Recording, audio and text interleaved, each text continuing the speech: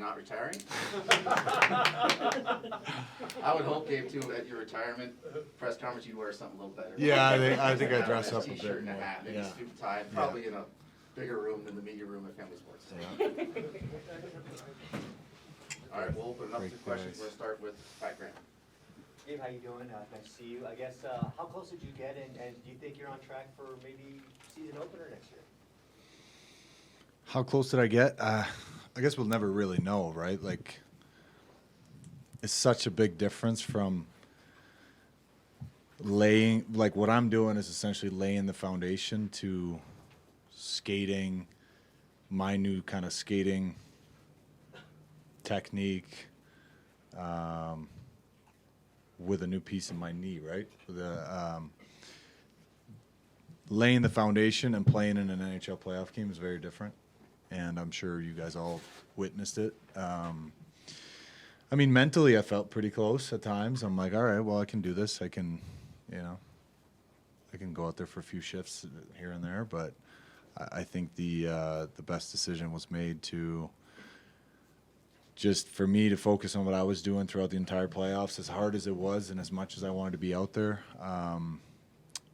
It was ultimately the best decision for my health, and I think long-term for this organization as well. Eric.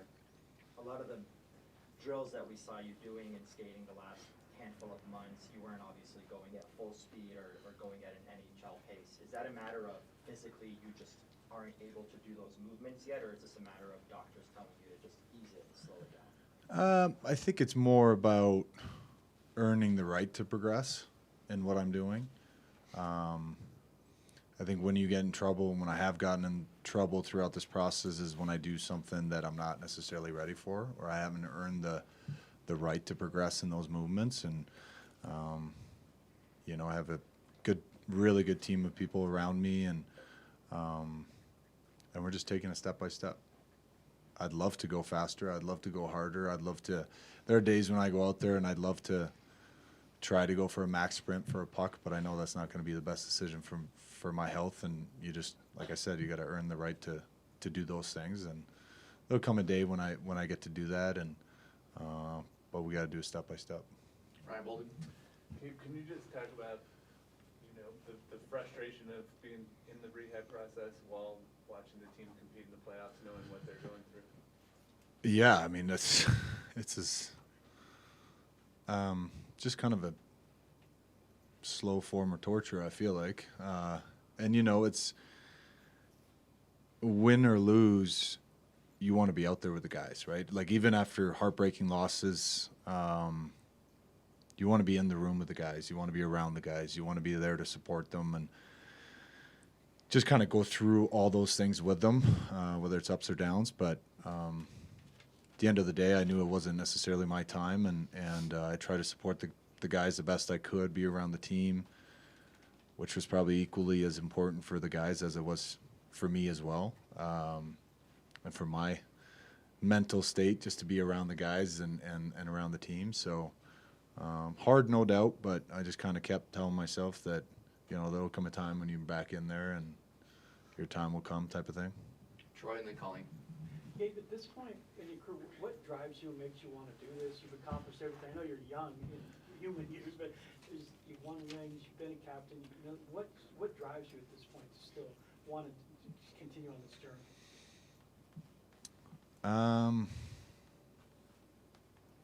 A lot of things. I mean, listen, the logo that I'm wearing, to represent that the best way I can. The fan base have always been very supportive for me and my journey, no matter the ups and the downs that we've gone through.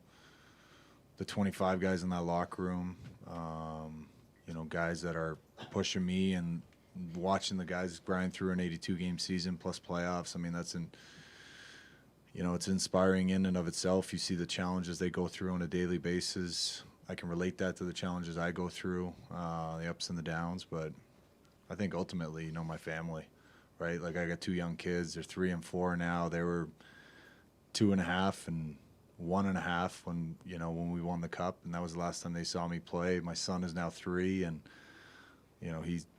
last night he slept with his hockey jersey on. He slept with his stick. He slept with his gloves, and it just like he he loves hockey, and whether that's to my fault or not, because he's exposed to a lot of it, and he comes to practice sometimes, he comes to the games, you know, and my daughter's old enough, she's 4 now, 4.5, and she kind of knows. I've explained to her, you know, a handful of times that, you know, they sometimes ask why I'm not playing, why I'm not out there, and I say I go to work, but my son will question, well, you're not skating though, you're not playing, so are you really going to work?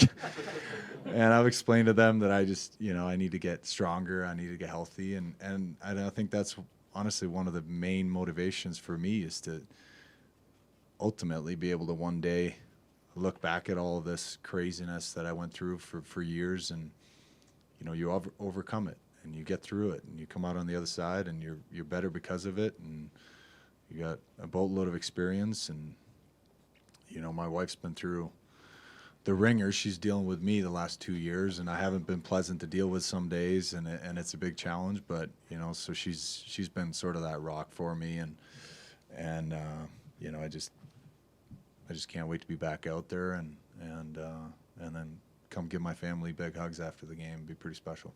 Colleen, then Jesse. Nate and Kale talk about being the leadership group in the room, being leaders on and off the ice. How have you adjusted from the sidelines being that leader for the rest of the team? I think that's a good question, because it's still something I'm wrestling with and trying to figure out. It's a different dynamic, obviously, and I think at the end of the day, it's hard to sort of, you're going through mental gymnastics on your own to get your mind right, to just keep going, keep putting one foot in front of the other for your own health and for your own career's sake, and at the same time kind of be that sounding board for the guys, right? Like, you're sort of torn there between the two, but at the end of the day, you just try to kind of be there for the guys, support them in however they need to be supported, and you know, when things are going well, they don't need me. And even when things go, like, there's so much leadership in that room, there's never really been a doubt for me. There's never really been a question of, do I need to talk to this guy? Do I need to do this? Do I need to check in with him? It's been pretty organic, and it's been really nice to be around the team since December. You know, and especially now down the stretch, being on the road, and all of a sudden you just feel like you're more part of the team again. You're missing out on road trips. You're missing out on quite a bunch, but proud of the way the guys have battled all season long. I mean, come away with 107 points or something.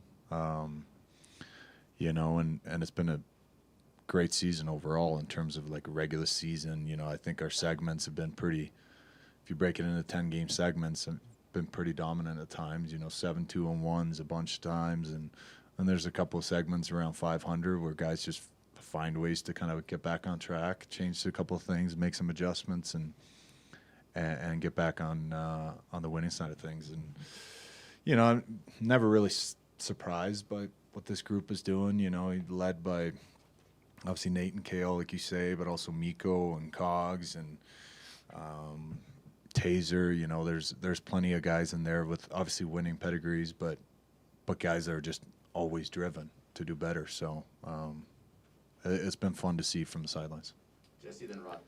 That was a two-part question, one for each of you guys. Gabe, I guess we're not trying to pin you down to a date in training camp, and that is next season a realistic target for you to return to the lineup. And then Chris is potentially having to account for his cap hit coming back. You know, are you happy to have that problem?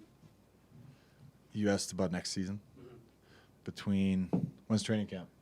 Mid-September. Mid-September and start of April. I feel pretty good about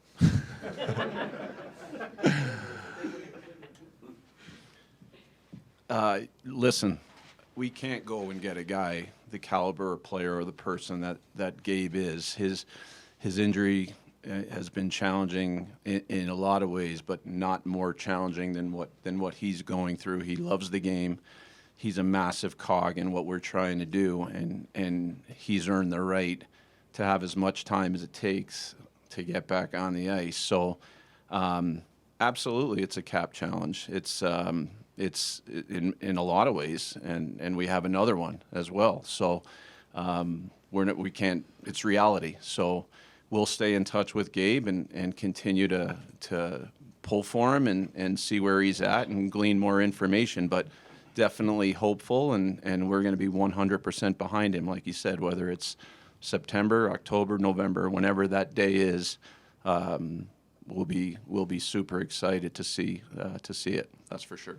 Rod, then Evan. Kind of following up on what Troy asked, because I wanted to ask about family, because when Brendan joked about you're not here to retire, I've seen the way your kids are watching the game and stuff, and I remember Joe and some other guys talking about one of the most special things is the fact that his kids got old enough to experience that stuff. Is that when you're at the toughest times in this, has that been the ultimate thing, that you want to make sure that they had that chance to experience Dad on the ice instead of just pictures? Yeah. And I don't know where that comes from. Like I remember growing up, my dad used to play in the Swedish Elite League for a few years, and then he was in the second division. And growing up, when I found that out, I was pissed. I'm like, well, I didn't get to see any of that. You know what I mean? He retired probably 10 years before I was born, but I just always kind of had that in the back of my mind when I started, getting older and started thinking about having kids and whatnot. I wanted to have kids young enough where they could see this part of the stage in my life, right, in our lives, and be a part of it. And I'm really glad that I did, because it's incredibly special. Yeah, that's definitely a big part of it. But also, you're teaching them so many lessons along the way, right? Like even when things are tough and things aren't going your way, you're still showing up, you're still doing the work. And there are plenty of days where I don't want to go to the rink, where I don't want to go to the gym or whatever, but you still do it. You show up. That's half the battle, and you take care of, you do what needs to be done, right? And they're way too young to learn those lessons now, but down the road they might, we might be able to talk about some of those things and just overcoming challenges, right? So not to get too deep on it, but yeah, it means a lot to me, and it's very inspiring to me. Evan, then Kyle. You joked about the return date next year, but over the last few months, have you hit certain benchmarks that give you confidence that it's going to happen next year, or are there certain benchmarks that you need to hit in the coming months that will make you even more confident? I felt really good now for 2 straight months, physically, with no setbacks, minor or major. So that's a real positive, and I think it's, without sharing too much, obviously it's a bumpy road, and I knew that coming into it, but I didn't realize how hard it was going to be, especially when you do hit those bumps, when you do get set back, and all of a sudden you're off the ice for a month when you think you're actually going to be ramping it up. And I think that's why I answered that question like I did, because there's no point in me setting a timeline or set even a benchmark for July 1st. I want to go game speed, or August 1st, I want to be able to do a bag skate, or whatever it might be, right? You're just setting yourself up to be disappointed and pissed off when it doesn't happen. Now, obviously, within what I'm planning on doing, there is a program and there are steps that need to be met, sort of thing. But they're fluid, and if things go well, then you follow this plan, and if they don't, then we'll tweak it and adjust as we go. But yeah. Kyle and Aaron. Chris, as you examine this season, it felt like this roster, especially after the trade deadline in the first round, was in position to make a deep run. How you examine the playoff exit and then just the year as a whole? Certainly felt we had a team capable of winning, and as you guys all know, there's quite a few teams that go into the playoffs feeling they have a chance to win. We 3 straight 50-win seasons. Tremendous talent on our team, tremendous character. 2 tough opponents, both 100+ point teams. I think, Winnipeg was a challenging first round opponent, and then, Dallas, I think, had the second most points in the league, and we're a goal away from getting it to a game 7. So ultimately, the guys were crushed because you realistically feel you have a chance, but it's hard, and you need a lot of things to go right, but very, very proud of the group. They battle all year. They give it their all. They believed every single day that we were going to find a way, even when we fell behind. So continue to be proud and know we're going to be back. Eric and Troy. One for each of you, but starting with Gabe, for the Val Nichushkin news, as a leader on this team, how do you take in and balance the personal and, more importantly, the business side of this for someone like him and what's unfolded the last couple of years? And I guess for you, Chris, when he's through, is how did the news kind of unfold for you, and how do you handle the business side of this moving forward? You want to start, or you want? Go ahead. Well, the news came the morning of Game 4, the Monday, and you get a phone call, and you see the number, and you get a pit in your stomach, right? That was a tough one. Val is a massive piece of our on-ice puzzle. Our record with him and without him is obviously very telling. He's a super hockey player. I think there's two sides of the coin, right? There's the human side, and as somebody who's over the last 12 months has had 2 players go into the program, I've had to sort of try to get as educated as possible, and somebody who was not really familiar with addiction and the challenges of it, you feel for the person, right? This is a human being. He's a dad. He's a husband, right? And that's first and foremost. There's not a member of our organization that doesn't want Val to get stuff right in his own life so that he can be in a good place. That Monday was very disappointing. We got 25 guys, 30 guys, whatever it is, over the course of the season. That's a tough blow, and I felt for the group. Yeah, and I think,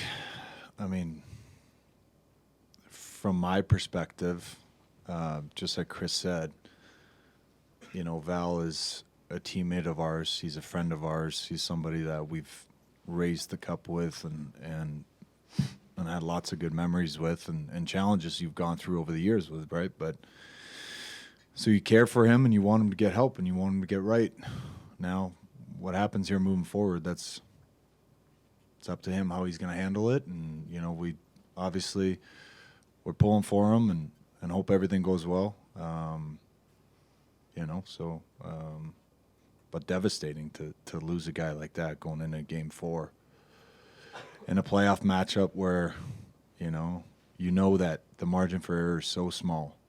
And I'm sure in that Game 4, guys are pretty rattled about it and pretty hard to just kind of set aside and go out and play as much as you want to be mentally strong and just go out there and win with whoever's in the lineup or whoever's out of it. It's obviously a big piece. So I think guys are rattled the group pretty good, and I think they responded really well of Game 5 and Game 6 as well. But felt number one, I think the first thing that came to my mind is I just felt bad for the guys in the room.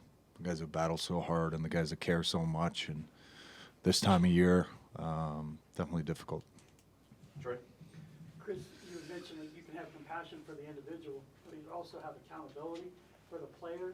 Have you made a decision if he'll play for you again? I understand the suspension goes until November, but will that a decision be made prior to that, or where does the decision come down on when would he ever play for this organization again? What I can say to you is we've got to look at all options. And at this time, priority one is for Val to get the help he needs, and assuming he does, and after the 6 months, we'll have to read and react on that. But it is very plausible that he will be back with the Avalanche. Go Megan, then Mark Kislow. I was hoping you could give me some clarity on the timeline for Val. Since he entered stage 3, does that mean that January was stage 2? And does that mean that he was in violation of stage 1 at some point? And what is your understanding of the criteria he has to meet to be reinstated at a later date? And does the PA offer him protections with his contract while suspended? All good questions, Megan. I think Yeah, I think stage one was unfortunately last year, and then stage two was the when he left the team during the year, and stage three was obviously started that day that we got the phone call on game 4. As far as the 6 months clock, I would assume it starts that day, and the rest of that, the reinstatement stuff will go by what the league doctors and the program dictate. Go Mark and then Jesse. This is for Gabe. During the last 2 years, you've certainly been forced to look at what hockey means to you and your family in ways maybe you never anticipated. Are you a hockey lifer like Joe Sakic is? Where are you with that? I mean, I love the game. Listen, it's what I've done since I was, 4 or 5 years old. Never really had a backup plan growing up. I mean, I had to pay attention in school. I had to do my homework or else I wasn't allowed to go to practice. That was sort of the deal. But I think as you get older, you also start kind of wrestling with the identity of, like, who are you type of thing that everybody goes through. But so I've always said hockey's kind of what I do. It's not who I am. But having said that, I love it. I love every part of it, and clearly it means a lot to me. I'm here, and the season ended 14 days ago, 10 days ago, whatever, and it's, with an injury, all of a sudden you're kind of consumed by it. But I think I've gotten better and better over this course of time, over the last couple of years, is to distinguish between, what's important, what's not important, right? And it's really important to me, like we talked about earlier today, about why it's important and what my motivations are and what inspires me. But I get so much time with my family and my kids, and I get to be a part of their lives. When the guys go on the road for a week, I stay home. We get lots of quality time to do fun things and whatever. So you realize that it's not everything, to be there for them and to see them grow up. It's, that's important to me, and that's been a lot of fun. Can you see yourself being in this game at age 55? Yeah, most definitely. I can also see myself doing other things, but we'll see. To Jesse, then Corey. Chris, so you mentioned earlier that there is uncertainty with Val and the contracts. I guess, one, is there anything that you guys can do this summer to try to get some clarity on that? And two, you just laid out 3 incidents in 13 months. How hard is it for that trust to be built back up? I think it's hard. I think it's all Gabe highlighted it earlier. It's going to be up to the individual. The challenges for us are obvious, right? He's a really good hockey player. He's got a significant cap hit, and look, we've looked at all options like we always do, and the obvious question is termination, right? And at this time, that's not an option. So the best thing I can say is we're pulling for Val to do what he needs to do to take care of himself. This guy's a heck of a hockey player, but it's a privilege to play in this league. And when you sign on that contract, there's things that have to be adhered to, and hopefully Val takes the next 6 months to get himself right, and we'll stay in touch with the league, but again, at this time, that's the way we're operating, and yes, it's a significant challenge in terms of off-season planning, but there's a lot of teams with cap challenges. We're certainly one of them, but we won't shy away from looking at different ways to build as good a hockey team around what is still a very special group. Corey, then Colleen. Chris, whenever teams go out earlier than they expect, there's a lot of discourse about what the team needs to get better. But I think all your guys were pretty confident that you had a team that could win the cup. So was there anything out of the Dallas series that you feel like you need for next year, or? Yeah, you always want to get better. I mean, obviously, if we could crystal ball it, and the best thing we can do is is to get this guy healthy, right? I mean, he touches every part of our game, you know, and I think that was also part for us in losing Val in Game 4, and then, you know, unfortunately, Taze gets sick that same day. That's a challenge, right? This is second round of the playoffs, and you need your top guys to be your top guys, and like Gabe said, and you need good health, and you need things to go right, a puck bounce. It's hard, and when you lose, you know, guys that are big bodies that touch every part of your game, that's a challenge. And losing Val the way we did was a challenge. I think he was leading, you know, the playoffs in goals, and you know, so we'll have to, you know, look at everything, and the coaches will do, you know, their reviews and stuff. But you know, I think, you know, our biggest thing over the next few weeks will be cap and analyzing how we can get better, not just next year, but in looking what it looks like over the next 2-3 years as part of our equation. Go ahead, Clark. Just, is it fair to say then that, like, given the uncertainty with Gabe and given the uncertainty with Val, that, like, just getting back to where you were the morning of Game 4 before the Val news, like, that could be a challenge this offseason? Yeah. The salary cap is a significant challenge for us. And we've got things we're going to have to navigate. No different than years past. Obviously, the Val wrench is something that you're not counting on, right? Like, injuries happen, and every team deals with that. We have another one, and does that impact things that potentially you want to try and do over the next few weeks? Very well may.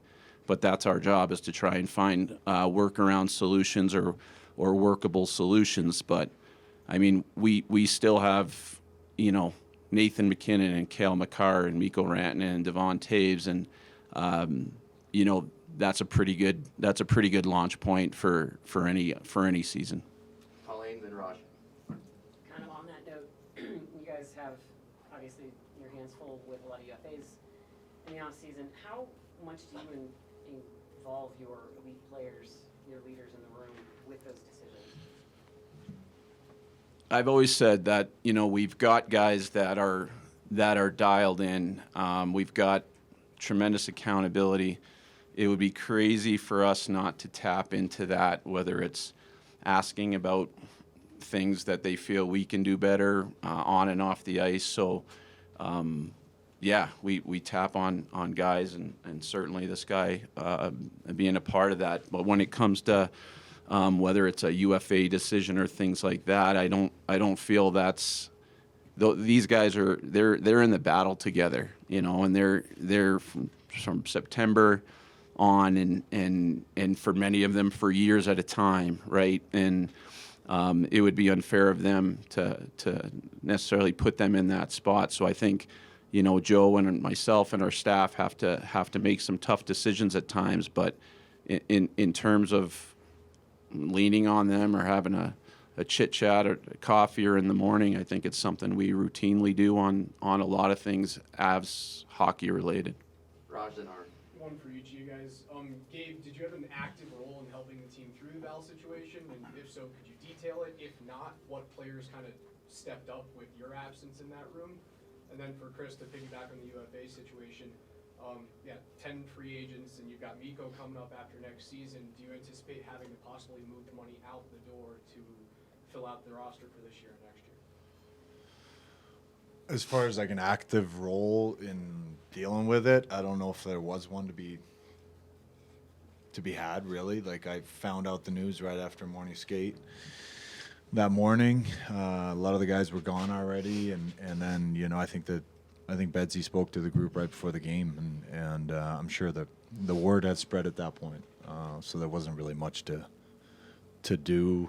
I know the guys in that room, I know exactly what they probably did, is they just said, all right, well, he's not in the lineup, just like Taser wasn't in the lineup. Obviously very different circumstances, but you can't really go into the game sulking about who's in or who's out. You just go out and play and do your best in trying to win a hockey game, and I know that's what the guys did. Raj, yeah, like anything, like our next few weeks, like next week we have our pro scouts coming in, and then, part of what I'll have to try and ascertain is the needs and what other teams are thinking. We have the combine after that, and then leading into the draft. So in terms of off-season planning, it'll be analyzing free agency, analyzing potential.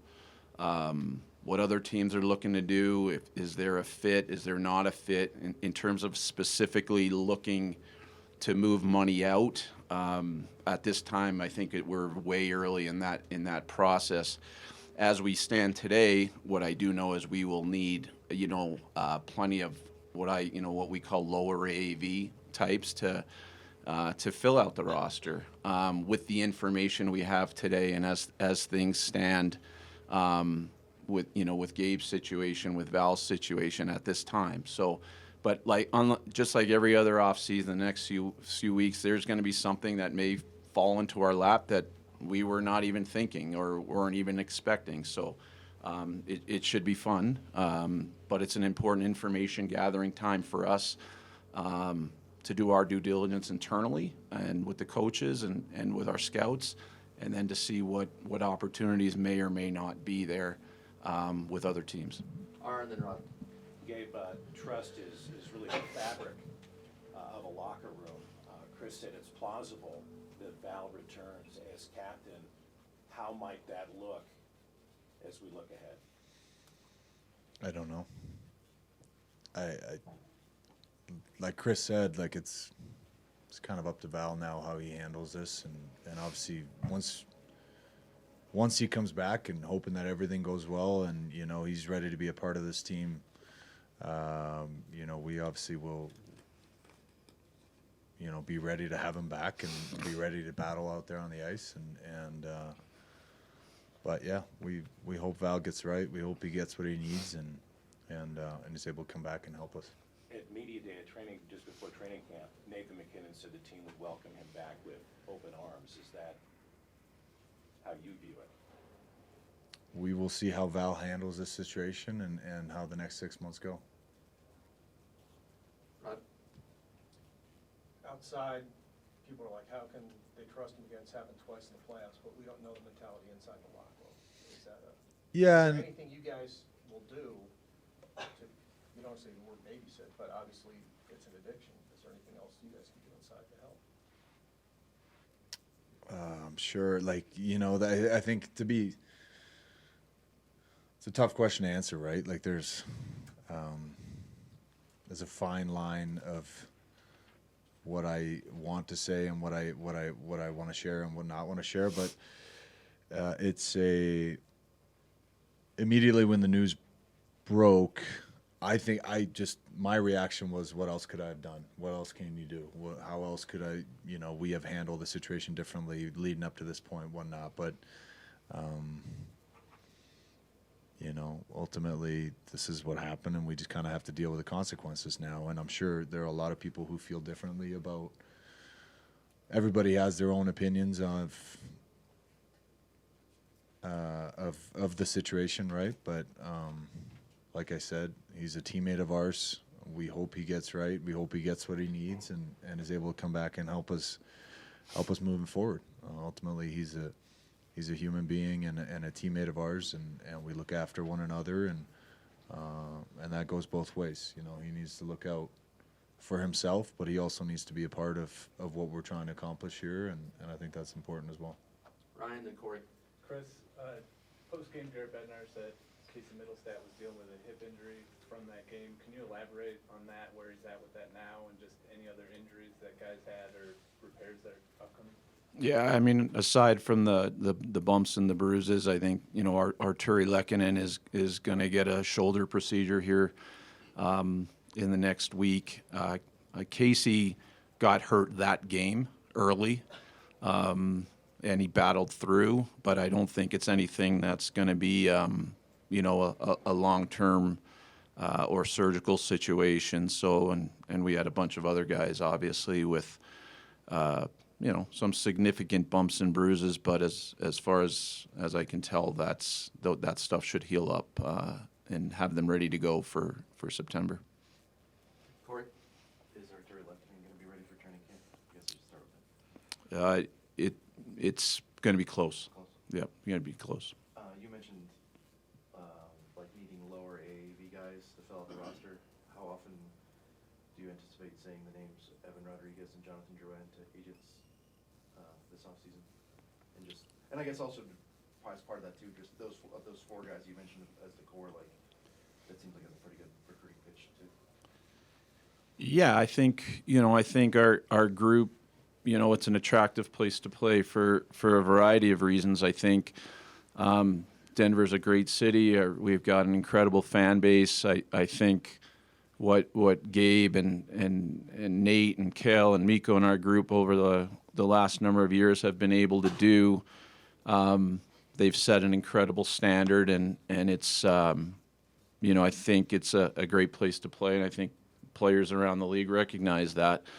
In terms of the Evan Rodriguez and Drouin you mentioned, Evan signed for $2 million, so I don't that's not quite in the realm for us. At this point in time, I get your point on sort of the lower AAV guy that might be looking at a place to find success. I think our situation has proven to be a boon for that type of scenario. But there's a lot that has to go into it. Like, it's got to be the right player and the right fit, and in the situation, right? And UFA, you just don't go. We don't go into it with a player that had 60 points last year and go, hey, I wonder if he'll take 800 on July 1 to play with Gabe, right? Like, that's not going to happen. There's things have to align,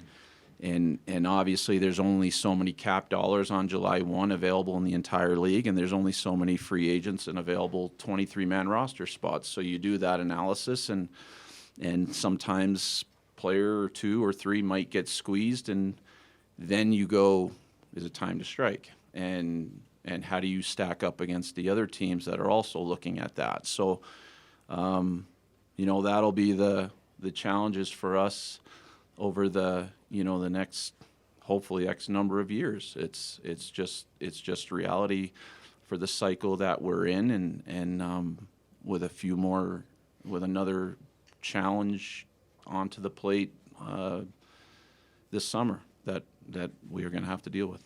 Take a few more, Megan, then Ivan. Gabe, with so many new faces in the room this last season, two of which come to mind, Miles Wood and Ross Colton, guys who will be here for a little bit, what does it look like for you getting to know some of those new players and staying connected with the group like that? Yeah, I think this is. That was one of the challenges for me this season, right? Or at least the first half, I wasn't even around. I'd come in and out and trying to get to know guys, and but that's the challenge every year. Is just how do you do your thing, and especially now, last 2 years, I rehab, try to get right physically, and at the same time be there for the guys and get to know them. Like, I think, just for you guys to understand, a lot of the bonding that you see and a lot of what happens when a team starts gelling, A, comes from winning hockey games, B, comes from traveling, comes from practice on the ice. Like, those are all things that, and if I'm around, I come into meetings or I go eat breakfast with the guys or whatever, right? It's sometimes it can feel a little bit forced, and you're kind of forced out of your comfort zone that way. And when you're a part every day of the team and you're in practice, you're on the road, you're doing all these things, right? Winning hockey games just comes very organically that way. So this was a little bit different to get to know new guys. But listen, I think they're all quality people that we brought them in this locker room, and just takes more time because I've been away so much, right? And I've missed a lot. But I love the guys in that locker room, the new guys. They're all quality people, and I really enjoyed having Zach Parisi around, and I think he brought a lot to our locker room and on the ice, obviously, too.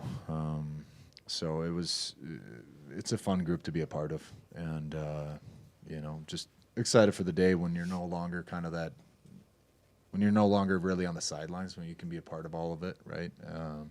That's where I'm the most comfortable. So, yeah. Then Eric. Talk about lower AAVs. Dallas had a lot of young players that were contributing on entry-level deals. Do you see Kovalenko's, Foodies, Malinsky's guys that can fill roles and help out next year? And if Cal Ritchie has a big summer and comes into camp, is he an option potentially? All of the above, right? But they have to get it done on the ice. Like we don't. We'll look at PTOs. We'll look at waivers. We'll look at free agents. But I think we're at the point where jobs aren't given; they have to be earned. It doesn't matter draft status, free agent, how we get guys. We just want guys that are going to help us win. So. The names you mentioned, certainly Sam Malinsky, Foods, Kovalenko, we all think they should be excited, right? They should be dialed in to have great off seasons and to come in and kick a door down to make sure that the coaches and Joe and myself, they're NHL players. We believe there's ability there to do that. But they have to earn it. Hopefully we'll get Callum Ritchie signed here in the near future. He had an awesome year. After a challenging year the year before, I think, he put up a lot of points and had a really good playoff.